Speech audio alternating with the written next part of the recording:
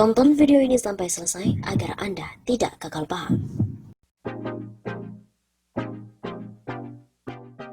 Kantor DPC PDIP diserang Molotov, Hasto duga karena PDIP paling memperjuangkan Pancasila. DPP PDIP meminta para kadernya di Jawa Barat untuk siaga 1. Hal ini menyikapi serangan Molotov yang terjadi di kantor DPC PDIP Cianjur pada hari Jumat 7 Agustus dini hari. Sebelumnya, penyerangan kantor PDIP dengan menggunakan bom bensin atau minyak tanah di botol itu juga terjadi di Megamendung dan juga Cilengsi, Bogor.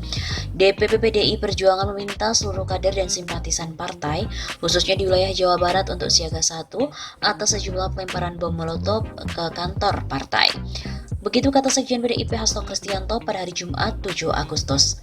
Meski diminta untuk siaga, Hasto untuk menyarankan agar kadernya tetap menjaga ketenangan apalagi menjelang momen peringatan Hari Kemerdekaan 17 Agustus. Partai juga menyerahkan penyelidikan dan penyidikan kasus sepenuhnya kepada aparat kepolisian. Oleh karena itu, dia meminta aparat penegak hukum untuk bekerja secara profesional menangani kasus tersebut.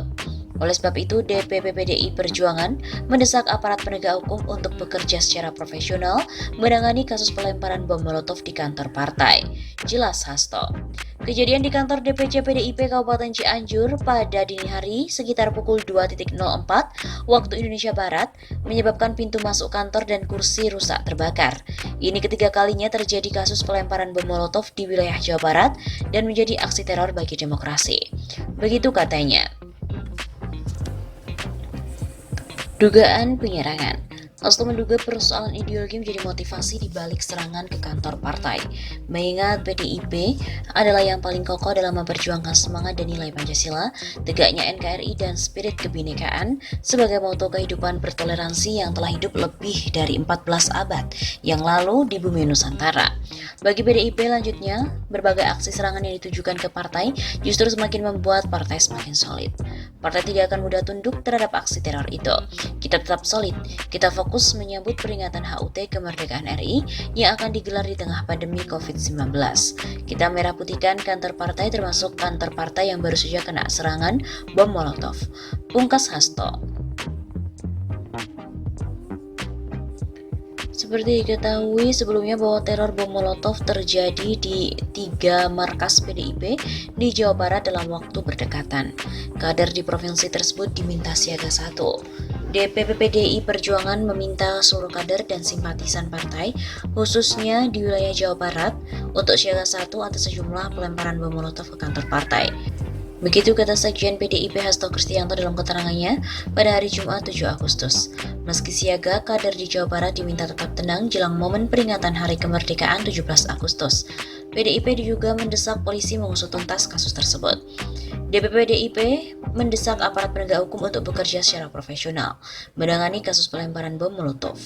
3 teror bom Molotov itu terjadi di kediaman pengurus PDIP PAC Kecamatan Megamendung, Sekretariat PAC PDIP Kecamatan Cilengsi Bogor, dan juga kantor DPC PDIP Kabupaten Cianjur.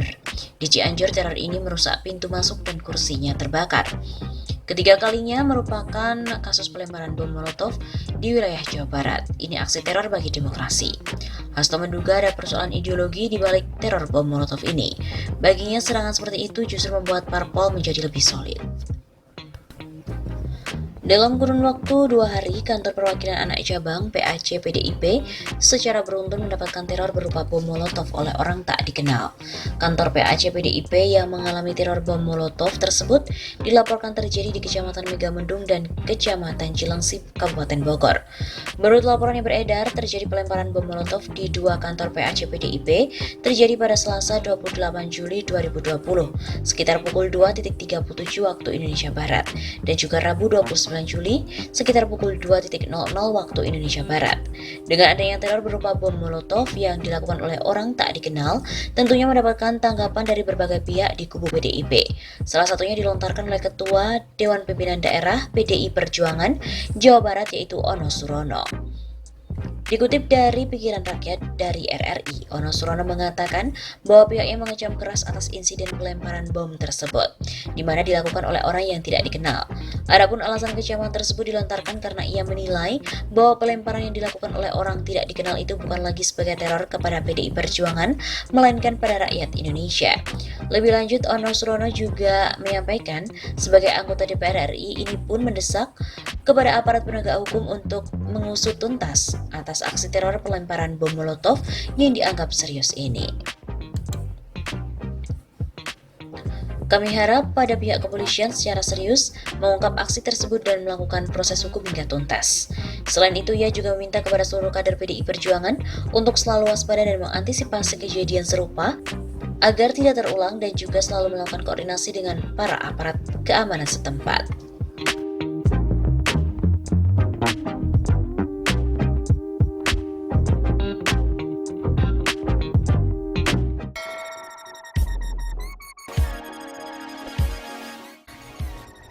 Terungkap ada kode oke sip dari Hasto Kristianto kepada Saiful Bahri soal uang 850 juta rupiah. Jaksa Penuntut Umum JPU membeberkan adanya kode oke sip percakapan antara Sekretaris Jenderal DPP PDIP Hasto Kristianto dengan terdakwa Saiful Bahri. Percakapan yang dimaksud melalui pesan singkat di WhatsApp yang terjadi pada 23 Desember 2019. Awalnya, Jaksa Muhammad Takdir Suhan ingin mengkonfirmasi terkait adanya percakapan antara Hasto dengan Saiful sesuai dengan berita acara pemeriksaan atau BAP. Pak, tadi sudah ditanyakan ada komunikasi chat WA dengan Bapak dan Saiful. Apakah ada komunikasi lain? Ini penegasan kembali bahwa ada penyampaian oleh terdakwa menyampaikan bahwa lapor Mas hari ini Pak Harun geser 850. Ada penyampaian demikian saksi di komunikasi chat WA tanggal 23 Desember. Begitu tanya Jasa Takdir kepada Hasto.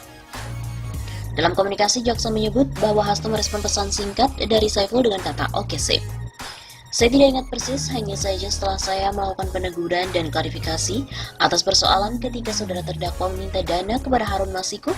Setelah itu, komunikasi saya bersifat pasif sehingga ketika ada WA dari saudara terdakwa, saya hanya menjawab oke sip. Jawab Hasto. Namun demikian, Hasto menyebut bahwa responnya itu bukanlah memberikan atensi atau perintah kepada Saiful, melainkan diartikan bahwa pesan tersebut sudah dibaca oleh Hasto. Artinya, saya membaca tapi saya tidak menaruh atensi terkait hal tersebut. Begitu kata Hasto. Percakapan itu diketahui setelah terjadinya proses tawar-menawar antara Wahyu Setiawan dengan Saiful Bahri melalui Agustiani Tio Fridalina sesuai dengan surat dakwaan, di mana awalnya Saiful Bahri menyampaikan dan meminta serta memerintah kepada Agustiani untuk menanyakan biaya operasional serta menyebut telah siap dana senilai 750 juta rupiah. Agustiani pun juga meneruskan pesan dari Saiful tersebut kepada Wahyu. Wahyu pun menjawab pesan Agustiani dengan kata 1000 yang diartikan senilai 1 miliar. Agustiani pun meneruskan bahwa menjawab Wahyu kepada Saiful. Selanjutnya pada 13 Desember 2019, Saiful dan juga Doni Tri Istiqomah meminta uang senilai 1,5 miliar rupiah kepada Harun Masiku. Beberapa hari kemudian, Harun menjawab siap untuk memberikan uang yang diminta Saiful senilai 1,5 miliar rupiah. Pada 17 Desember 2019, Harun Masiku memberikan uang kepada Saiful senilai 400 juta rupiah untuk diserahkan kepada Wahyu sebagai down payment. Selama beberapa lama, pada 26 Desember 2019, Harun Masiku kembali menghubungi Saiful dan menyampaikan agar Saiful mengambil uang sejumlah 850 juta rupiah.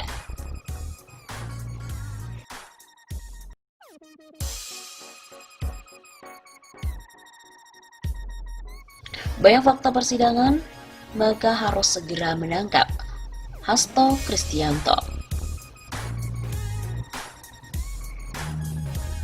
Majelis Hakim Tindak Pidana Korupsi Tipikor pada Pengadilan Negeri Jakarta Pusat yang mengadili terdakwa Saiful Bahri seharusnya dapat memerintahkan JPU atau Jaksa Penuntut Umum untuk segera menahan Sekretaris Jenderal DPP PDIP Hasto Kristianto. Sekretaris Dewan Kehormatan DPP Kongres Advokat Indonesia atau KAI, Damai Hari Lubis mengatakan peristiwa yang terjadi selama proses penyelidikan maupun penyidikan kasus yang menjerat 3 kader PDIP, yakni Saiful Bahri, Harun Masiku, dan Agustiani Tio Fridalina, serta Komisioner KPU Wahyu Setiawan sudah bisa dijadikan dasar untuk menghalangi kerja KPK.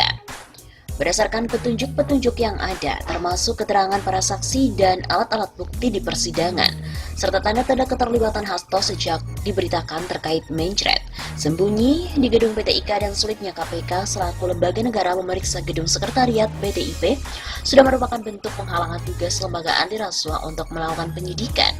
Begitu kata Damai Harilubis kepada kantor berita politik RMOL pada hari Jumat 17 April.